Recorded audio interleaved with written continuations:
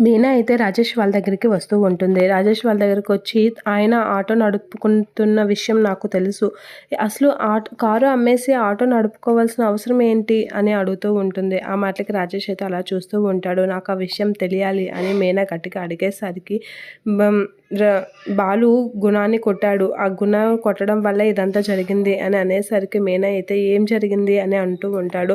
బాలు గుణాన్ని కొట్టేసరికి గుణ ఏంచి తన దగ్గర కారు లాక్కున్నాడు. తను డబ్బులు కట్టాలని చెప్పేసి తన దగ్గర కారు లాక్కొని ఇదంతా చేశాడు అని చెప్పేసి అయితే అంటూ ఉంటుంది. ఇక గుణ చేసిన పనికి గుణ ఇదంతా చేయడానికి కారణం కూడా శివనే అని చెప్పేసి అంటూ ఉంటాడు. ఇదంతా శివ వల్లే జరిగింది, కానీ శివనే తప్పని శివకాసి సమర్థించి బాలుదే తప్పని మీరు అందరూ అనేసరికి వాడు ఏం చేయలేక అలా చూసేశాడు అని అంటాడు. ఇక ఏంటి ఇదంతా జరిగింది ఆ శివని గుణాన్ని అస్సలు వదిలిపెట్టను అని చెప్పేసి మీనా అయితే అంటూ ఉంటుంది. శివ వల్ల ఇదంతా జరిగిందని రాజేష్ చెప్పేసరికి మీనా అయితే ఇదంతా జరిగింది శివ వల్ల, ఆ శివగాడి సంగతి చూస్తాను ఆగు అని చెప్పేసి మీనా అయితే చాలా గట్టిగా రాజేష్తో అంటూ ఉంటుంది.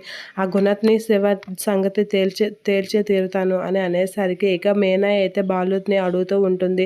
ఏంటి ఇదంతా నిజమేనా అనేది అడుగుతూ ఉంటుంది. ఇక బాలు అయితే ఏం సమాధానం చెప్పకుండా అలా చూస్తూ ఉంటాడు. శివ గురించి అయితే ఆలోచిస్తూ ఉంటుంది మీనా.